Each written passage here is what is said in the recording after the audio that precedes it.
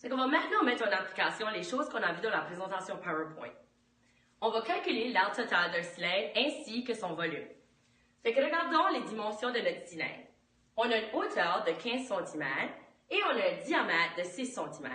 La première chose à remarquer, c'est que dans notre formule, on ne demande pas pour le diamètre, mais on cherche pour le rayon. Fait qu'on sait que le rayon, c'est la demi du diamètre. Vu qu'on a un diamètre de 6 cm, le rayon va être 3 cm. Deuxièmement, comme on a mentionné dans la présentation PowerPoint, on peut prendre notre cylindre, puis on peut le couper dans le milieu, et puis le décomposer. C'est ça que j'ai tracé juste ici. Si je prends mon cylindre puis je le décompose, je vais obtenir deux cercles, et puis je vais obtenir le rectangle qui forme le milieu de notre cylindre. Fait que ici, j'ai mon cylindre décomposé.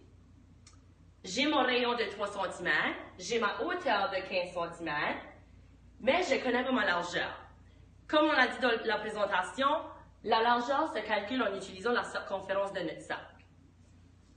Fait que maintenant, utilisons les formules qu'on connaît bien. On a l'aire des bases plus l'aire latérale. Ça va nous donner l'aire totale de notre cylindre. Fait que l'aire des bases, si on regarde notre cylindre, on sait que la base, c'est un cercle. Donc, on va faire l'aire du cercle. Pi r carré.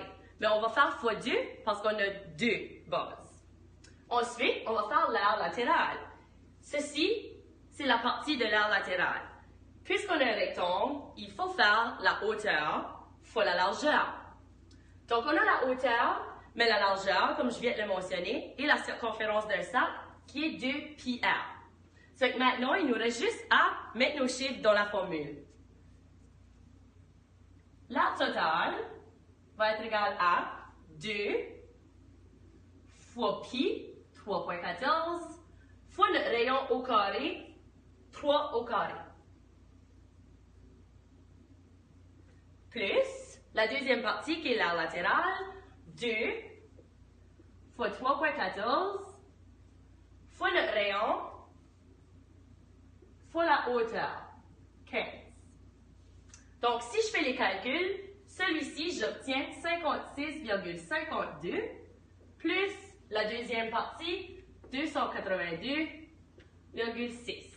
Puis, si je fais le total des deux, j'obtiens un total de 339,12 cm carrés parce qu'on part de là.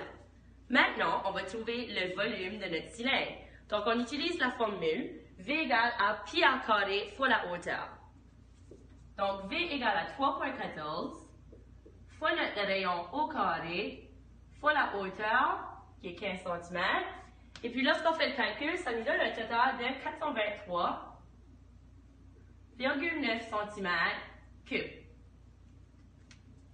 Fait que ça sera tout pour aujourd'hui. Si jamais vous avez des questions, vous pouvez l'écrire sur votre feuille virée, puis on pourra en discuter en classe.